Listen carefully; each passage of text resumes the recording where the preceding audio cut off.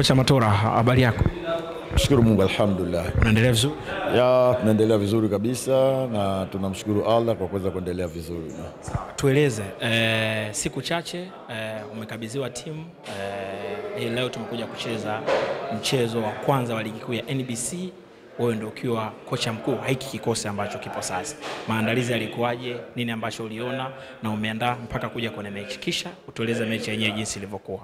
Ya, nafikiri haikuwa kazi rahisi. Ndani ya siku mbili unapata timu na then unatakiwa utrain kwa ajili ya mchezo. Mimi kwanza napongeza wachezaji wangu, wamekuwa ni wepesi sana kuweza kuelewa nini tunachohitaji na ndio kitu ambacho nakuja kutupa kwenye game hili. Kwa hiyo mimi nipongeze kwa kuweza kupata alama 3 katika mechi ya leo. Kwa namna ambavyo wachezaji walicheza coach, watu walikuwa wanawashangilia, commitment ya wachezaji ilikuwa niseme ni tofauti au kuna kitu ulikiongeza? Nini ambacho kilikuwa hapa katikati? Ya, cha kwanza tulihitaji timu iweze kumiliki mpira kwa sababu Simba siku zote wanapenda possession game na kutafuta nafasi kupitia katika passing game. Kitu ambacho kwanza tunataka turudishe katika system ya mpira wetu na ndio ambacho kimeanza leo. Okay.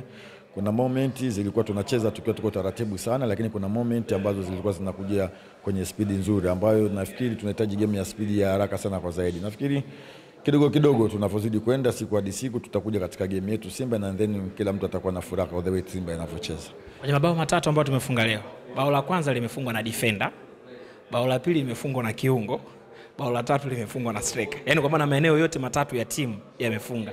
Defense imefunga, kiungo kimefunga, eneo la ushambuliaji limefunga.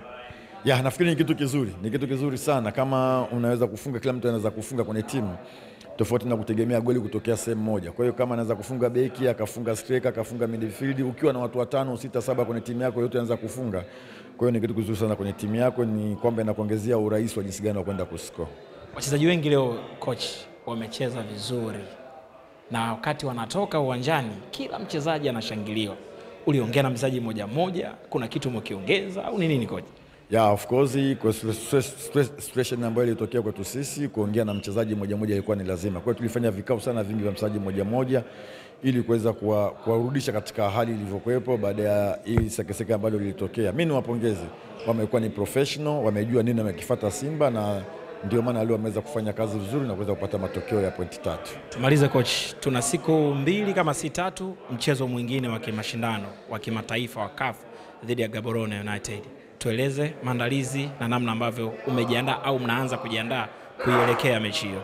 Ya, nafikiri of course mechi hii ndio maandalizi ya mchezo wa Gaborone na nashukuru nilikuwa na mwalimu Moroko siku 2 mazoezini, nafikiri kaona mapungufu yako wapi, kwa na muda waliokuweza kukaa naye na then sasa kutengeneza program kwa ajili ya mechi ya Gaborone. Nafikiri itakuwa ni mechi nzuri na yenye ushindani mkubwa sana kikubwa. Wana Simba je, utupe support na sisi tuna imani kabisa tutaangusha kwenye mechi hiyo. Shukrani.